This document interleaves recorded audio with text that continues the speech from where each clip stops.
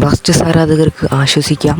ഈ വർഷം ബ്ലാസ്റ്റേഴ്സ് മത്സരിച്ച 2 മത്സരങ്ങളിലും ബ്ലാസ്റ്റേഴ്സിന് വിജയം സ്വന്തമാക്കാൻ സാധിച്ചു. കഴിഞ്ഞ മത്സരത്തിൽ ഒഡീഷയെ 2-3 ഗോളുകൾക്ക് ബ്ലാസ്റ്റേഴ്സ് വിജയിച്ചിട്ടുണ്ട് സ്വന്തം തട്ടകത്തിൽ. 2025 എന്ന് പറയുന്ന വർഷം ബ്ലാസ്റ്റേഴ്സ് നല്ല രീതിയിൽ അനുകൂലം തന്നെയാണ്.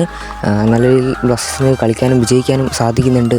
ഏതായാലും എക്സ്ട്രാ ടൈമിൽ ആഡ് ഓൺ ടൈമിൽ നോഹ സദോയുടെ ഒരു ഉഗ്രൻ ഷോട്ടാണ് ബ്ലാസ്റ്റേഴ്സിന് തുണയായത്. 3-ാം ഗോൾ നേടുകയും ആ ഗോൾ വഴി ബ്ലാസ്റ്റേഴ്സിന് വിജയിക്കാൻ സാധിക്കുകയും ചെയ്തിരുന്നു. തുടരെ ഫസ്റ്റ് ഹാഫ് മുതൽ സെക്കൻഡ് ഹാഫിൽ തുടരെ എടുത്ത ഷോട്ടുകളെല്ലാം ബ്ലോക്കിൽ തട്ടിപ്പോകുന്ന കാഴ്ചകൾ നമ്മൾ കണ്ടിരുന്നു.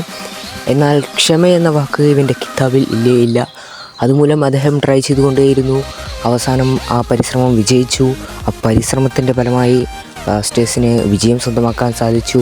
പാലാരിവട്ടത്തെ ബ്ലോക്കൊന്നും ഇവനൊരു വിഷയമേ അല്ല എന്നുള്ള മട്ടിലായിരുന്നു ഇന്നലെ നോഹ സദോയിൻ്റെ പെർഫോമൻസ്.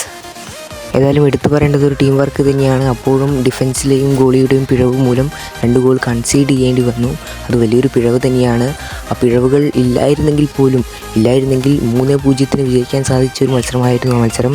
കോമി പെപ്രയും ജീസസ് ജിമിനസും നോഹ സദോയും തിളങ്ങി നിന്ന് ഗോളുകൾ നേടിയ മത്സരം. അതുപോലെ തന്നെ ലൂണയും അത്യുഗ്രൻ പെർഫോമൻസ് കാഴ്ചവെച്ച മറ്റൊരു മത്സരം കൂടി കടന്നു പോവുകയാണ്. അടുത്ത മത്സരം വരുന്ന ശനിയാഴ്ച 18-ാം തീയതി നോർത്ത് ഈസ്റ്റ് യുണൈറ്റഡിനെ ഹോം തട്ടകത്തിൽ നേരിടുന്നതായിരിക്കും ബ്ലാസ്റ്റേഴ്സ്. ഏതായാലും കാത്തിരുന്ന് കാണാം വിജയിക്കുമോ ഇല്ലയോ എന്ന്. ഈ മത്സരത്തോടു കൂടി ബ്ലാസ്റ്റേഴ്സ് 8-ാം സ്ഥാനത്തേക്ക് ഉയർന്നിരിക്കുകയാണ്. ചാനൽ സബ്സ്ക്രൈബ് ചെയ്യുക, അവരുടെ നോട്ടുകൾ ഇഷ്ടപ്പെട്ട ലൈക്ക് ചെയ്യുക. Thanks for watching.